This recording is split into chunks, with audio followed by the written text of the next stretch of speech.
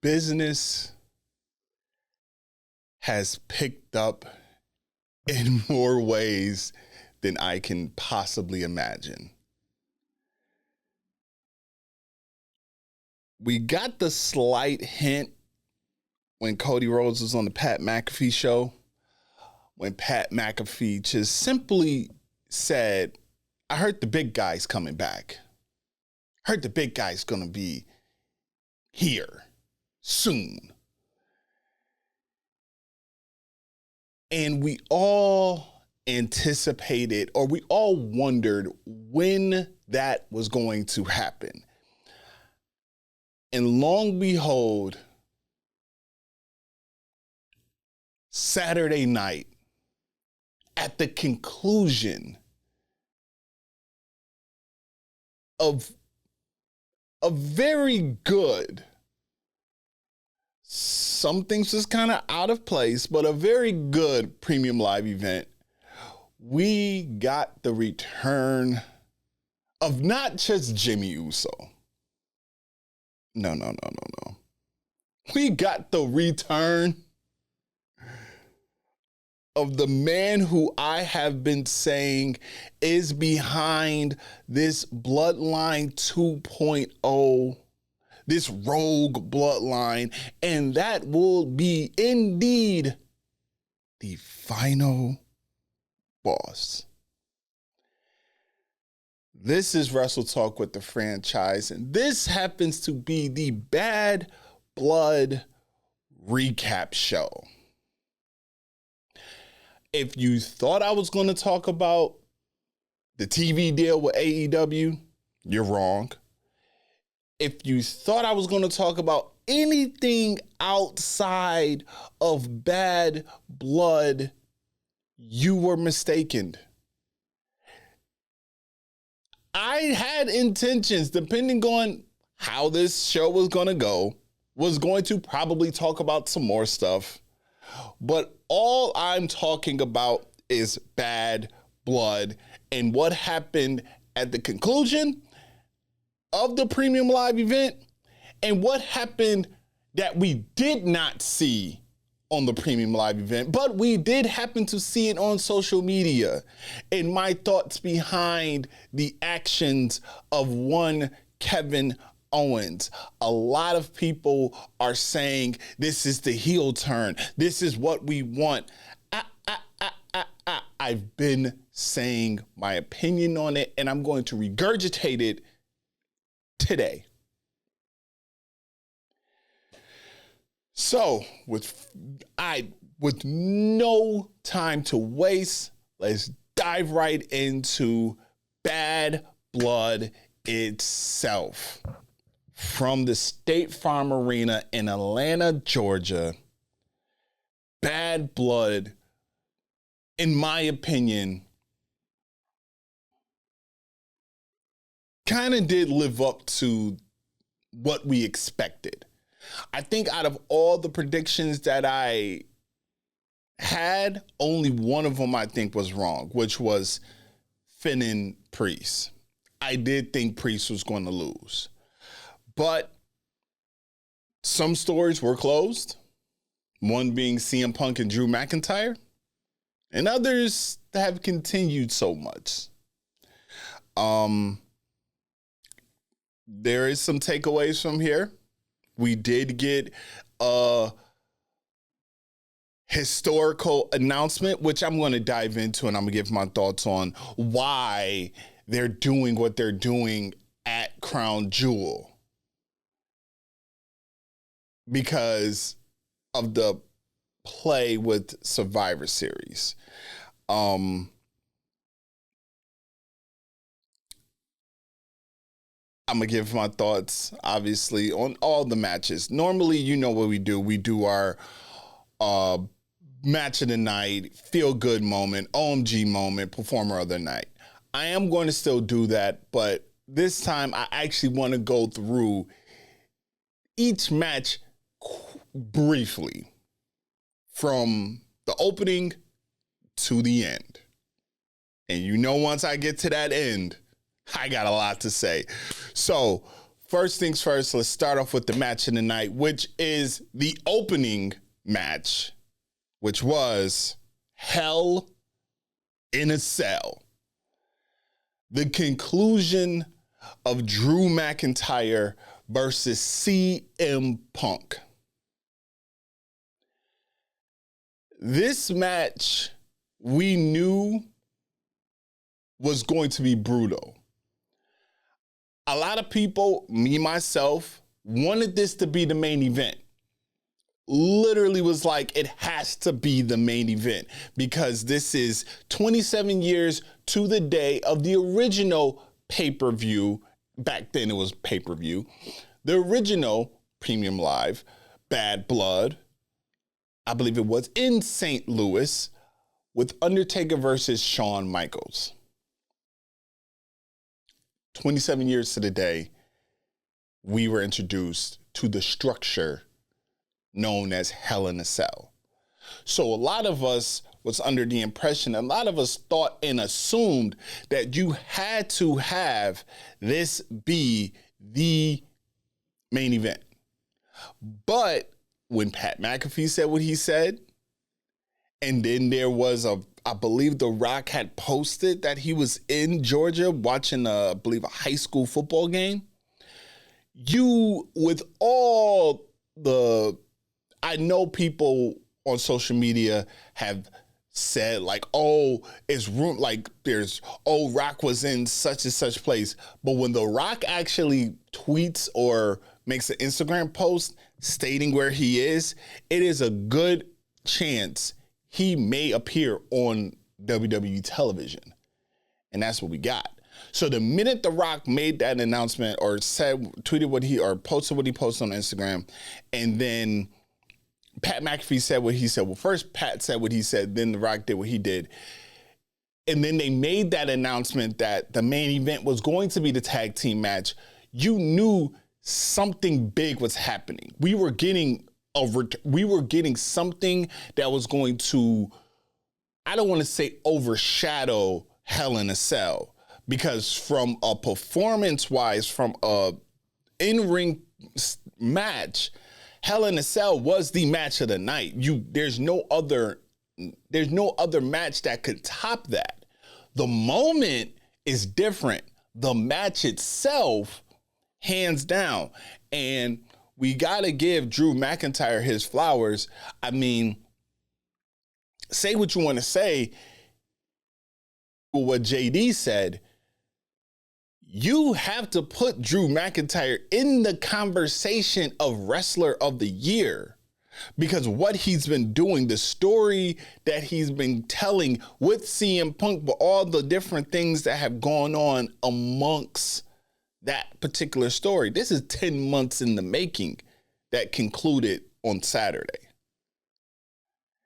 Now, as I said, it was brutal. It was bloody. It was intense. Drew McIntyre, I believe, received 16 staples. I'm not upset with the blood. In comparison to AEW, and here's why I'm not upset with the blood being shed in Hell in a Cell, oppose AEW match, Swerve and Hangman. Well, Swerve and Hangman warrants blood because that's the rivalry that they have. But when you watch an AEW pay-per-view or you watch an AEW show, there's blood being drawn a good majority of their matches. You know, there was one point in time where every other match, blood was being drawn. So it becomes the norm. We become accustomed to it. It's not nothing that makes us go, oh, wow. But when you have a bloodthirsty rivalry as Drew McIntyre, CM Punk, you have to shed that. You have to show that. And they did.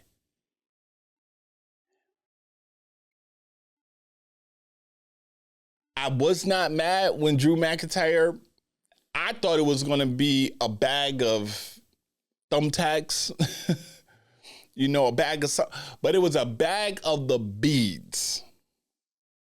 The beads from the bracelet. It was an incredible callback.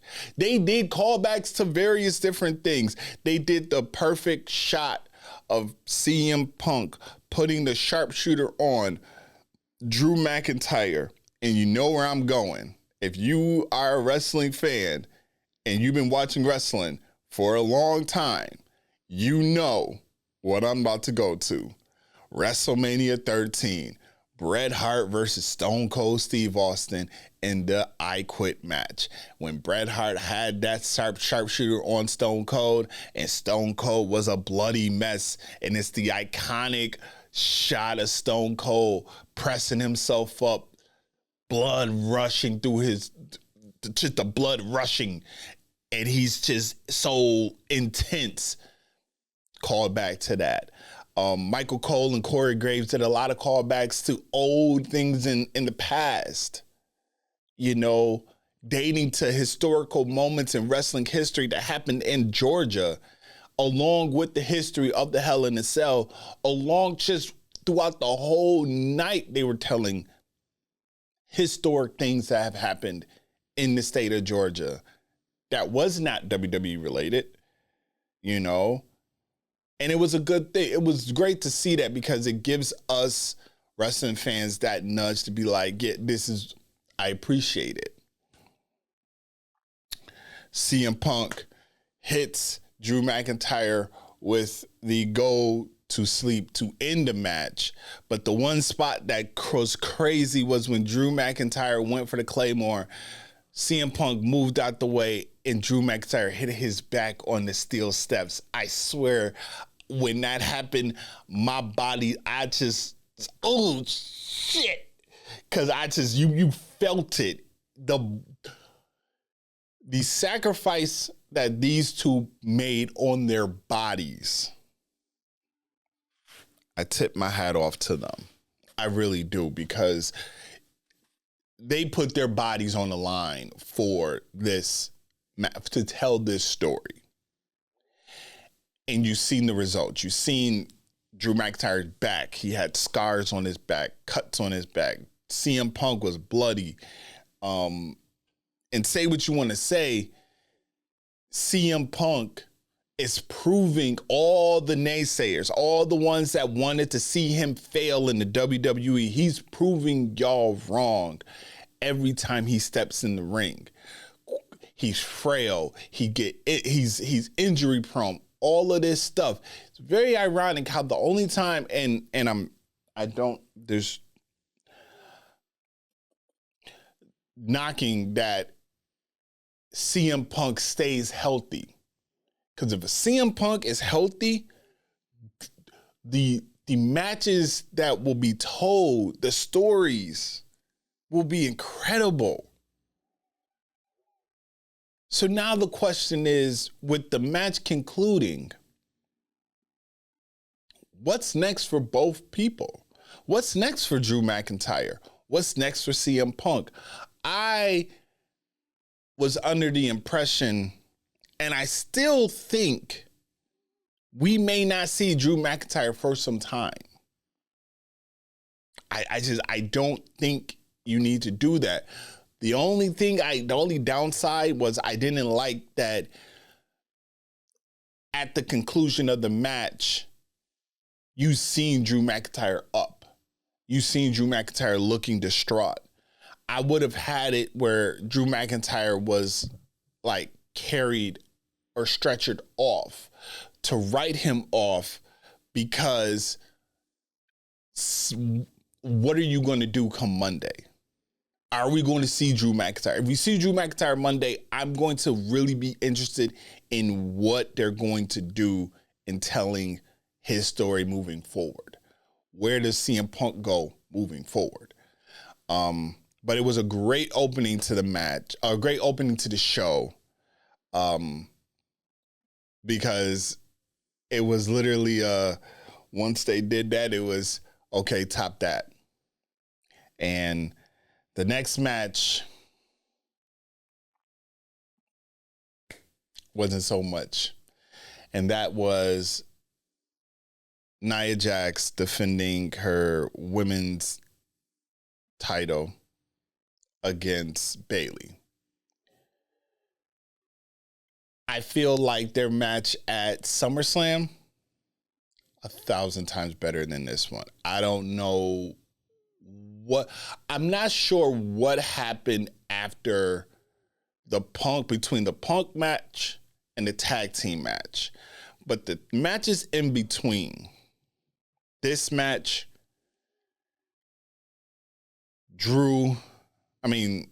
this match, Priest versus Finn, in the women's world title, it felt like either they were rushing because of time, because there was a UFC fight as well. So even at the conclusion of the Premium Live, the way Michael Cole just quickly got out of the show, you could tell that they were pressed for time. Hence why they had a special start time of 6 p.m. instead of the normal 7 or 8. And I think that is solely because of the UFC fight. But this match just, it fell flat. And I know a lot of us, I watch Busted Open a lot, and I know that they say when you have a banger of a match, when you have an incredible start, you never want to go after that. You never want to go number 2. Because you have to now try to keep the fan base excited. And it was very hard to do that with Nia Jax versus Bayley. We did hear the Tiffy time chants. People were anticipating that she was going to cash in. And she did come out. And she did tease the idea. And Nia Jax did the Undertaker rise up. And I swear, the look on Nia's face said it all. Bitch, are you serious? Like, that is the look that Nia Jax gave Tiffany Stratton. And I've said it before. I will continue to say it. Tiffany Stratton is a star in the making. She has it. She is the future of the women's division. Her, Jade Cargill, Jada Parker, Roxanne Perez, Julia. They are the next up. Cora Jade, she made her return at NXT. They are the next batch of talent to carry the women's division. There's more. I could think of Kalani Jordan, Soul. I forgot her last name, but you know who I'm referring to. There's the plethora of women's talent in the WWE is second to none. And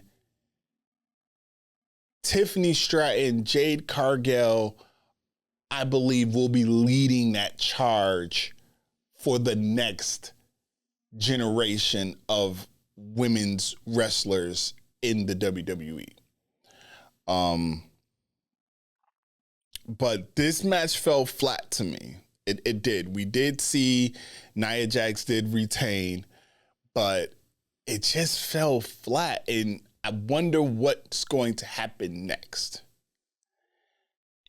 Are we getting the Queen to return?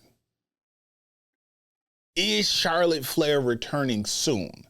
She will be on SmackDown. We know that's a fact. She's married to Andrade. Andrade's on SmackDown. She's going to be on SmackDown. Are we going to see the Queen, the true Queen, go up against the Queen? And then could we possibly see Nia drop the title to Charlotte to then get the match of all matches? Tiffy Time versus Charlotte Flair. That would be a true passing of the torch. I know Charlotte passed the torch to Rhea, but for Tiffany Stratton and Charlotte Flair, because they both kind of came from a similar background. They both were athletes before getting into the business. So I think if we did see Tiffany Stratton versus Charlotte Flair, that's going to be a great match. And it will be a Charlotte passing on to Tiffany Stratton. I mean, Becky Lynch already gave her the blessing. But now if you get Bayley giving her the blessing, and then you have Charlotte giving her the blessing, that is 3 out of the 4 stateswomen of the horse of the WWE passing that torch, saying you are next. Bianca Belair and Charlotte, I still think need to have a run. And we all know Charlotte and Jade has to happen as well. But was not very satisfied with that match. Next up we have Damian Priest versus Finn Balor. Very I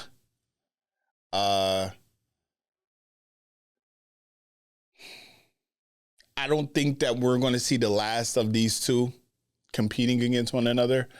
I do know that Priest said that his goal now is to get back into the world title picture. We'll see how that plays itself out, but I do feel like Finn is going to have more to say about it. But Damian Priest did win his match against Finn Balor. Next up, we had the women's world title match on the line with Liv Morgan versus Rhea Ripley with Dirty Dom in a shark cage. And the shark cage obviously was ascended. And as predicted, Raquel Rodriguez came out, and you could tell even in the pre-show that Raquel something was going to happen, because they even talked about it. Liv spoke about how Rhea took out Liv, took out Raquel. So it was kind of a situation where now it appears though as if Rhea now has to answer for the sins that she committed by taking out Liv Morgan and taking out Raquel. And now she has to answer to both of them, and it'll be interesting. It was a mishap.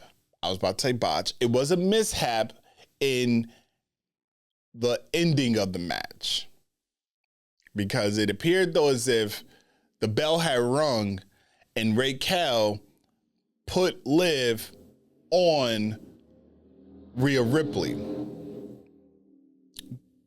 And the crowd was like, what are you doing? And then she grabbed Liv off of her, and, like I said, I just feel like they were rushing through these matches. And because it was a rush, there wasn't time to really build into what we were getting. And then we go to the main event. The Bloodline, Jacob Fatu and Solo Sikoa, going against Cody Rhodes and Roman Reigns, the only tribal chief. Solid tag team match. There was a moment where, if this was a Vince McMahon booking, we probably would have seen Roman screw over Cody. Because there was a part where the camera was right, like kind of at Roman's shoulder as Roman had his hand out like this. And it's always like, you could tell it's always like when they do that and Cody's like struggling to like go for the tag and he's hesitating and then he dives for the tag. And then obviously in Vince's world, Roman would either pull back or drop down from the apron and oh my God, he's whatever. Goes into the OMG moment of the night, which was the returns. We got the return of one Jimmy Uso. And let me tell you, Corey Graves did a good job because Corey Graves was like, Cole, like if you go back and watch it again, Corey Graves is telling Cole, like, Cole, I can't see my monitor, but he's in the midst of the chaos. Corey Graves is pointing out that and we all knew. And the minute Solo is holding Roman Reigns and he's yelling at him and saying, you lied to me. You lied to me. I was supposed to be next up and just going. You see Tungaloa. You see a guy standing there in a black hoodie with a black bandana on. And the last time you seen someone pull up with a black hoodie and a black bandana on, we knew it was Jimmy Uso, who came out last time in the same attire and screwed over Jay. Remember that. So he showed back up. And when Solo went to say this and he pointed and he looked, he's like, yo, first off, y'all don't see this man standing right there? And then Tama Tonga goes to grab him, super kick. Tungaloa, super kick. Takes the hoodie off, has a brand new shirt, which I'm going to get.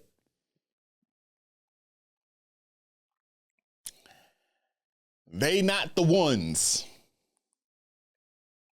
And Jimmy takes the bandana off and it's Jimmy and he's like, I'm back. Like, yeah, I'm back. And we get we get that return. And what made it more special was when he got in the ring. Pay little attention to how Jimmy Uso acknowledged Roman. Similar to how Jacob acknowledges Solo. He acknowledged Solo with his hands like this, like my tribal chief. What did Jimmy do? Jimmy did the same thing. Jimmy came in the ring and Jimmy was on his knees like this. And Roman, the emotion that we got when we seen Roman Reigns looking at Jimmy like, Jimmy, I can't believe it. And Jimmy's like, yo, you my tribal chief. You my tribal chief. You family. I'm here for you, Oos. I'm here for you. And the embrace and the crowd erupted. And it was that warmth. It was like, yes, we got it. This is what we want. There's something that's going to top that. So help me God, and I'm going to get to it. But then Cody, Roman, Jimmy, they're all in the ring. And Roman kind of said, I gave you my word. I gave you my word. And he was leaving. And then Tama Tonga, Tungaloa, Solo Sikoa, they all ran in and started attacking Cody Rhodes. Jimmy's looking at Roman like, yo, we got to go. And Roman was hesitant. Roman was like, nah, like, I'm done. And Jimmy said, you gave Cody your word. We got to handle this. Let's go. I'm with you.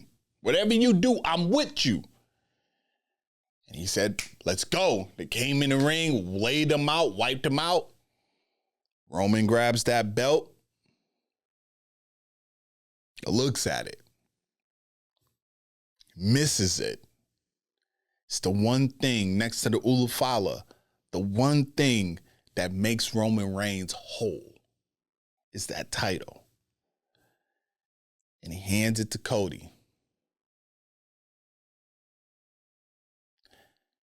Cody raises that belt. And then, I promise you, when I heard that fucking music, when I heard the "if you smell what The Rock is cooking," I started to fucking go crazy. I marked out. I was hollering at the top of my lungs. Let's fucking go. This is what we've been waiting for. I've been seeing a lot of videos, a lot of TikTok wrestling, the wrestling TikTok world, and they all reacted, their Twitches and all that, and most of them was doing the same thing I was doing. When The Rock's music hit, we got excited, we screaming, we hollering, but we all did this. We all did this. We all did because the fucking goosebumps. We felt it. It was that moment. And he came out and he just stared down the barrel and looked dead at the three of them. Solo and them is in the crowd. They're like, what the hell? Oh my God, like what? And Rock is just standing there. He don't say nothing. He don't say nothing. He raises that eyebrow, that people's eyebrow. 1, 2, 3. And his music plays again, and he walks away. He goes live on Instagram. And he's talking about The Rock seen a lot of bullshit that's going on. Rock doesn't like it. He doesn't really go into the details of what he does not like, but we know what he does not like. The simple fact, I've said this before, the mere fact that Roman Reigns and Cody Rhodes teamed up to go against family. Roman Reigns teamed up with the Ops to go against his own family is what pissed off The Rock. The mere fact that the bloodline is imploded and you are now dealing with two different bloodlines probably pissed off The Rock. The mere fact that Cody Rhodes dethroned Roman Reigns pissed off The Rock. The fact that Cody Rhodes gave up his opportunity to face Roman Reigns at WrestleMania 40 to The Rock to then get his opportunity presented back to him pissed off The Rock.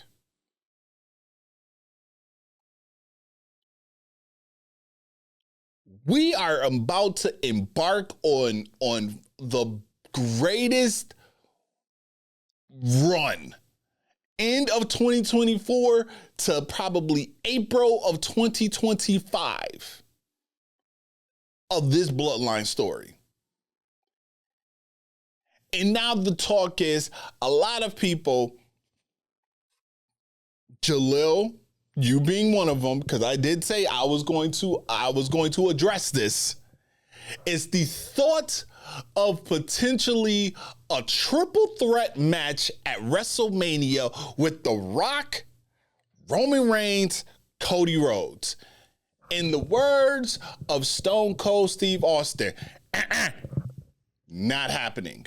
We are still getting what we've been anticipating. We are still getting The Rock versus Roman Reigns because that is bigger than anything else.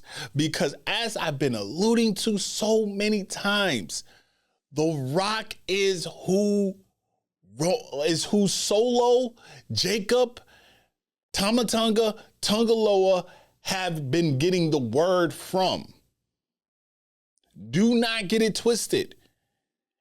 He has appointed Solo as the tribal chief, but there is always someone above the tribal chief. Alpha and Sika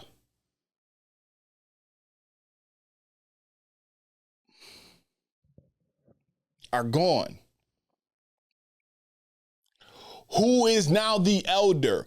Who now is the high chief? Who now sits at the top of this Ottawai family? It is none other than the final boss himself.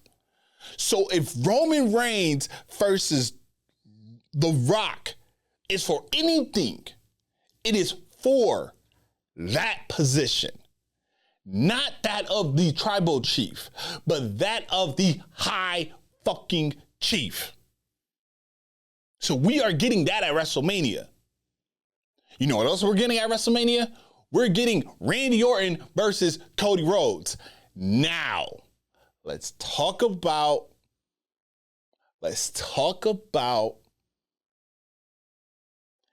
what happened after the show. And that will be this video clip right here. Okay, they were alive, brother. Oh! Hey, now, hey!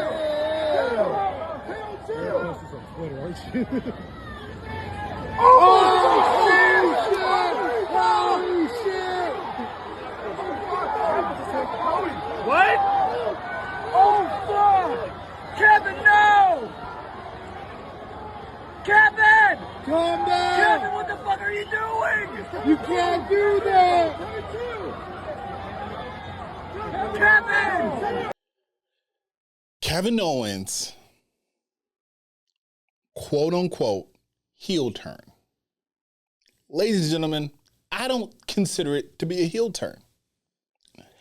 Because think about it. I've said this before. And a lot of us have said it too. Who other than Randy Orton has more? Randy Orton, Kevin Owens, Seth freaking Rollins. Those three are the ones who Cody has to answer to as to why you have done what you have done. Why have you decided to team up to help Roman Reigns with the problem that Roman Reigns created? This is a Roman Reigns problem. This is not your problem. You said you were done when you defeated Solo Sikoa. So why are you inserting yourself back into this particular story, this particular problem? Why? Why are you doing it? That's what Kevin Owens been trying to get at, because Kevin Owens, out of everyone, has dealt with Roman Reigns and the Bloodline for the longest. Randy Orton got 18 months taken away from his career because of what the Bloodline, what Roman Reigns did to him, took him out of action.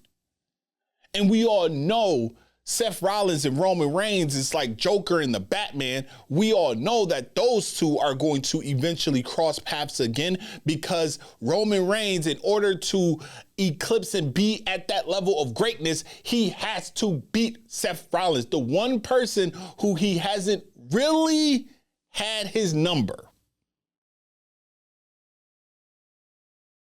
Kevin Owens attacking Cody Rhodes is not, in my opinion, a heel turn. In my opinion, it is Kevin Owens being so frustrated and so annoyed and so why are you doing this, that he just snapped.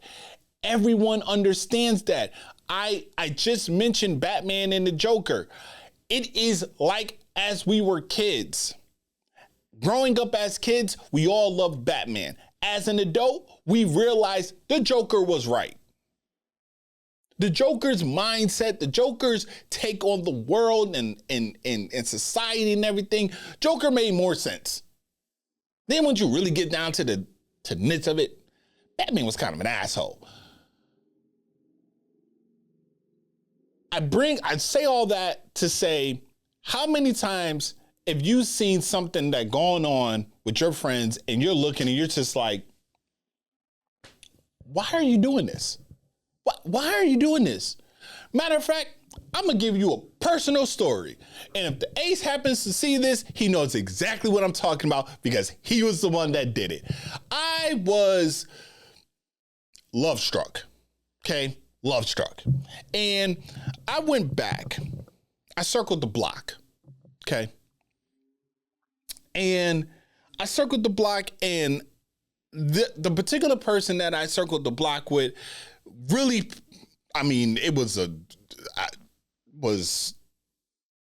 lot.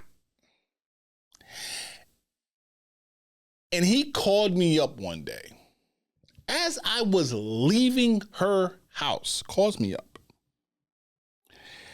And for a good 45 minutes, cussed me the fuck out. Similar to how Kevin Owens beat the hell out of Cody Rhodes Saturday night, I verbally got beaten by the ace. Because he was that frustrated because he didn't understand why I was doing what I was doing.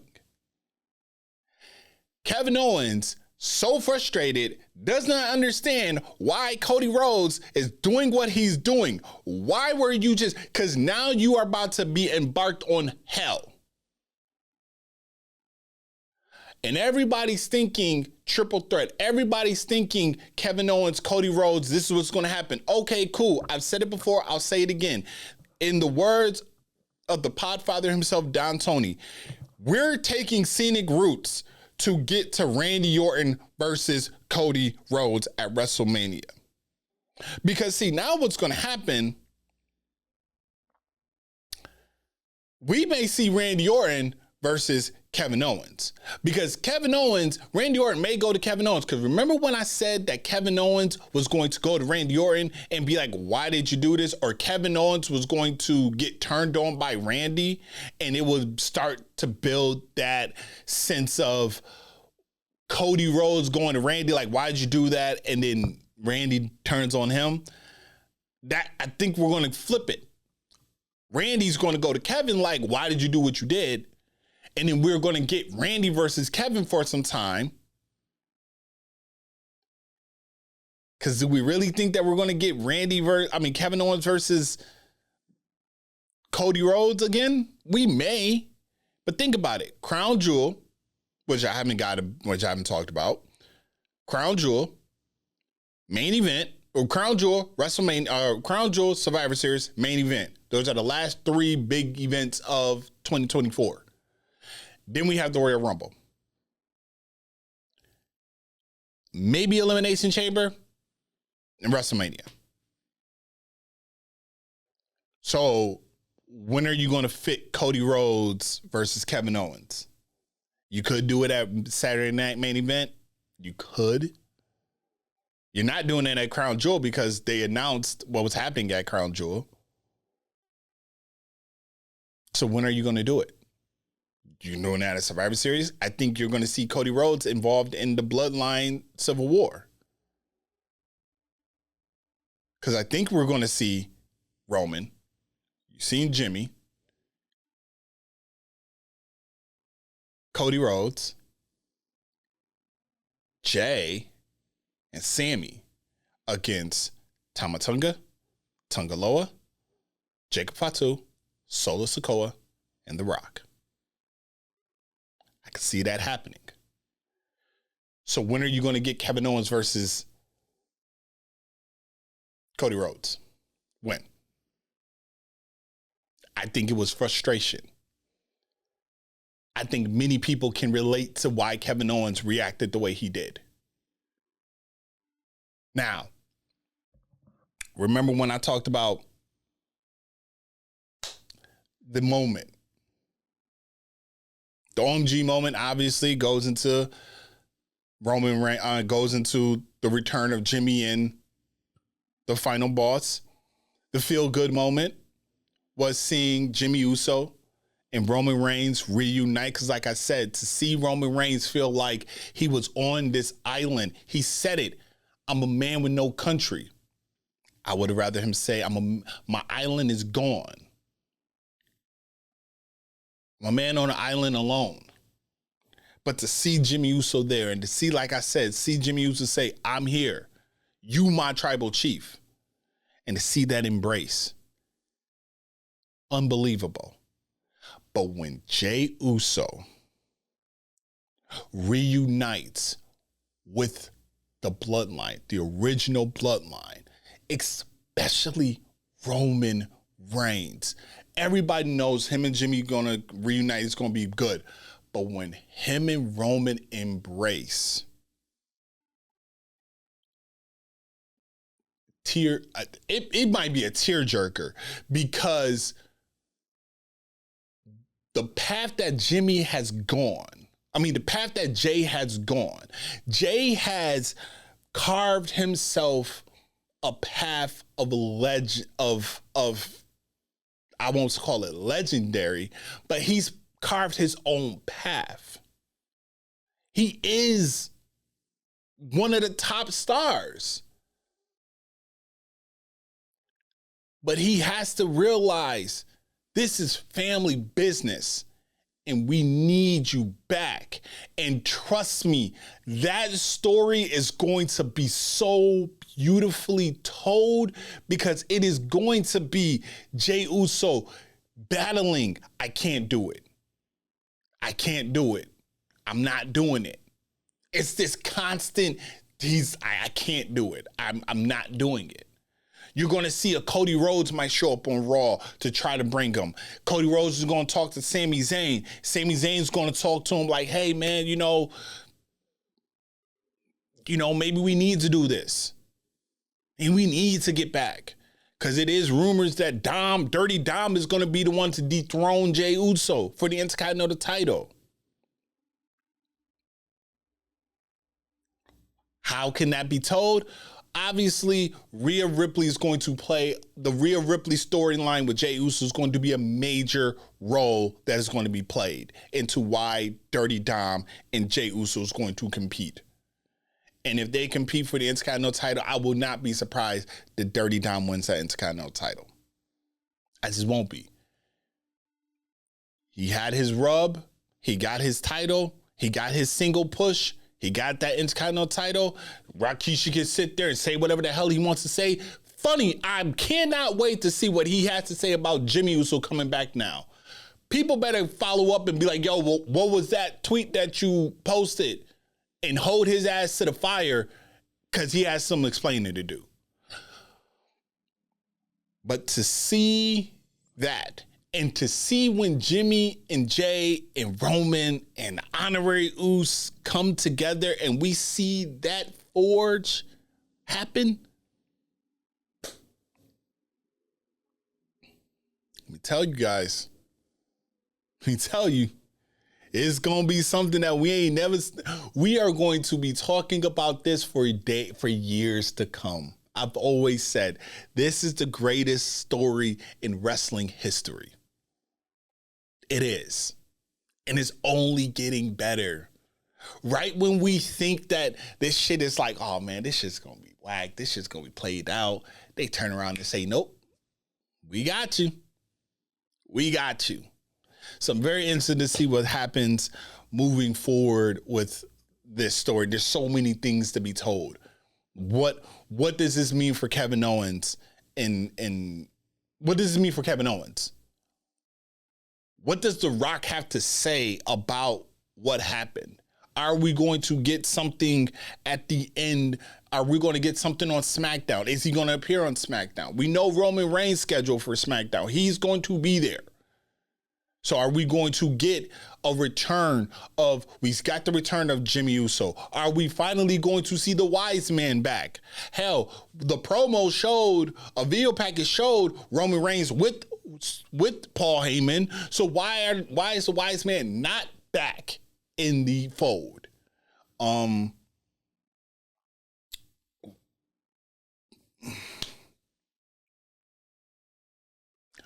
where does this story go?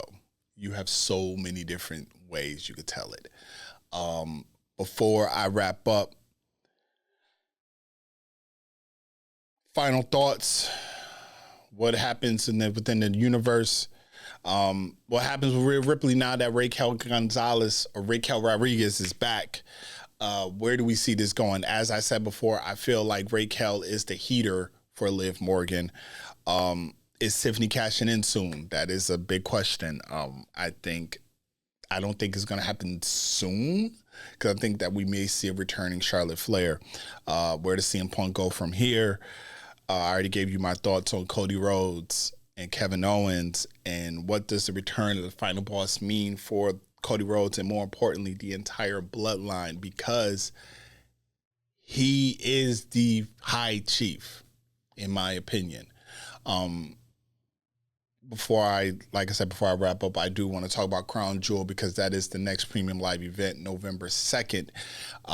Triple H did announce that we are going to see the respective champions from each brand. Heavyweight, we're going to see Gunther take on Cody Rhodes.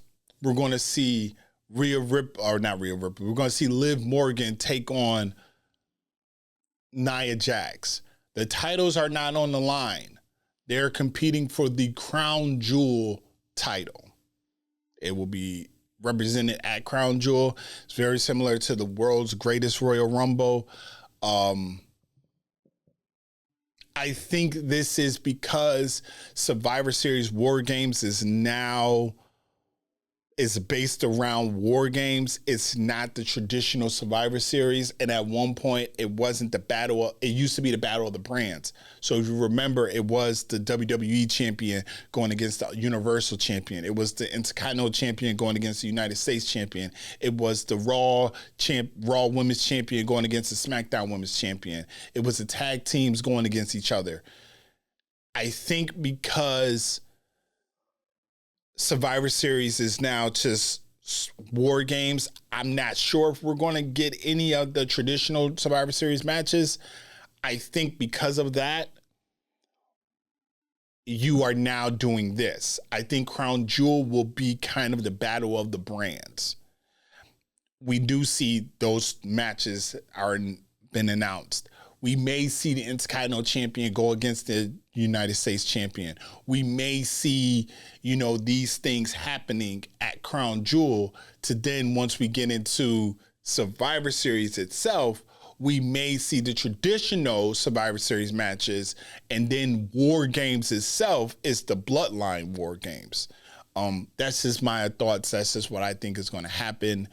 Let me know in the comments what you think is going to happen at Crown Jewel. And what you thought about the show? What do you think? What did you think of Bad Blood? What is your thoughts on every match? What was your match in the night? What was your feel-good moment of the night? What was your OMG moment of the night? I did not give you my best performer of the night. And it goes to the best in the world. It goes to CM Punk. He was my performer of the night because he